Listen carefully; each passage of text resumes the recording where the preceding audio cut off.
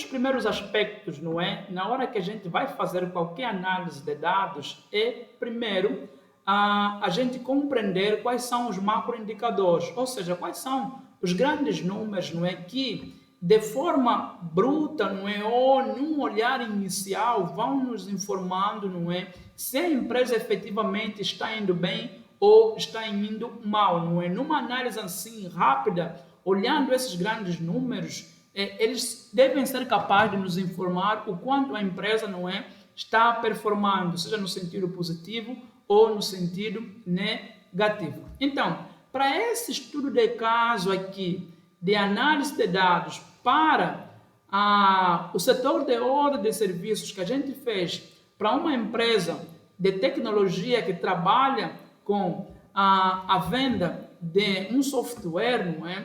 Nós temos aqui então a apresentação, temos aqui então que no nosso entender, no estudo de caso que nós fizemos, é interessante numa primeira fase entender qual foi o número de pedidos que a empresa atendeu, não é? Ou seja, qual foi o número de reclamações que a empresa atendeu ao longo do tempo que nós vamos aqui analisar, fazendo apenas aqui menção que os dados que nós temos aqui, eles saem de 2016 até 2020, se eu não me engano. E depois disso, depois que a gente percebe qual é a quantidade de pedidos que a empresa atendeu, é necessário também perceber desses pedidos que foram feitos, quantos deles foram atendidos fora do prazo. E mais do que quantos deles, qual é a percentagem desses pedidos que foram atendidos fora do prazo frente à quantidade total de pedidos atendidos. Outro ponto similar, não é? Qual é a quantidade de pedidos que foram atendidos, não é? Dentro do prazo e qual é a percentagem desta quantidade de pedidos que foram atendidos dentro do prazo frente ao número total de pedidos. Só abrindo aqui então um parênteses, não é? Fazendo referência que o estar fora do prazo ou dentro do prazo, ele tem uma relação direta com aquilo que a empresa decidiu ou definiu como meta, não é, de atendimento dos pedidos. No nosso caso aqui, a empresa em causa, ela definiu que toda vez que um cliente faz um pedido para dentro da empresa, ela deve ser entregue no máximo, não é, num espaço entre 3 a 4 dias, não é? Estourando no máximo 4 dias. Então aqui, fora do prazo, estamos a dizer, não é, que 51% dos pedidos que a empresa recebeu, ela atendeu fora do prazo, ou seja, com mais de 4 dias. E aqui então, não é o número de pedidos que a empresa atendeu em até 4 dias, que corresponde a 49%. Fora esses dados aqui, também é importante perceber, ainda dentro dos macroindicadores, não é? Qual é o número de funcionários que atendem esta quantidade aqui de pedidos, não é? Aqui nós temos a média do tempo de entrega, não é? Que está em 4,53 em termos de dias, não é? O nível de satisfação que é dado por intermédio dos clientes que são atendidos dentro da empresa, abrindo aqui então um parênteses para referir que o nível de satisfação da empresa aqui em causa, ela sai de 0 até 5, sendo 5, sai de 1 até 5, sendo 5 a melhor classificação, não é? E 1 a menor classificação, não é? Então, nós vamos aqui de muito bom, ruim, muito ruim e normal, não é? Então a gente vai tendo aqui os números que vão nos passando aqui o nível de satisfação. E claro, aqui, e não menos importante, esses dois últimos indicadores, que de longe, na minha percepção aqui, talvez são os pontos mais importantes a serem observados, não é? É o número de pedidos que a empresa recebeu resultantes, não é, de erros do seu sistema, ou seja, de funções que estão dentro, que já foram desenvolvidas dentro do sistema e o seu percentual. E aqui, do outro lado, nós temos, não é, o número de pedidos que foram atendidos em decorrência de novas funções, não é? Ou de funções que não existem dentro do sistema. Mas por que esses dois números aqui, na minha percepção, são os mais importantes, não é? Porque aqui nós observamos, né, que apenas 25% dos pedidos que a empresa obteve, não é, são decorrentes de soluções, não é, ou de funções que já estão desenvolvidas dentro do sistema, não é? Ou seja, são pedidos que o cliente fez porque ele não conseguiu eventualmente entender como é que funciona uma determinada função dentro do sistema, ou porque ele não sabe onde está um determinado botão que efetivamente está dentro do sistema, não é? Ou porque ele não está conseguindo achar, ou porque ele está usando de forma errada. Então, são esses pedidos aqui decorrentes do entendimento da ferramenta em si, que não são pedidos decorrentes, não é, de funções que não estão dentro do sistema. É o que a gente vai observar aqui, que nós temos que 75% dos pedidos que foram feitos, das reclamações que a empresa recebeu, são decorrentes de funções que não estão desenvolvidas dentro da ferramenta. Mas por que isso aqui se explica, não é?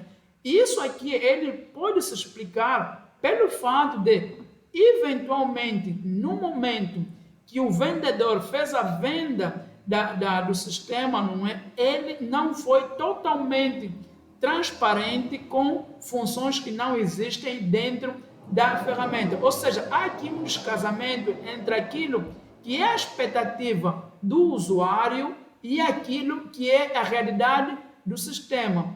Mais do que o vendedor não ter sido claro ou não ter sido sincero com o cliente, existe também a possibilidade de que no momento do treinamento da ferramenta, não é? O pessoal que treina, que é responsável pelo treinamento dos clientes, eles também não foram muito eficazes em passar, não é? Um pode ou não fazer. Então, esses dois indicadores aqui, não é? Eles vão nos explicar muito, não é, sobre a comunicação do pós-venda e a comunicação também do pré-vendas aqui dentro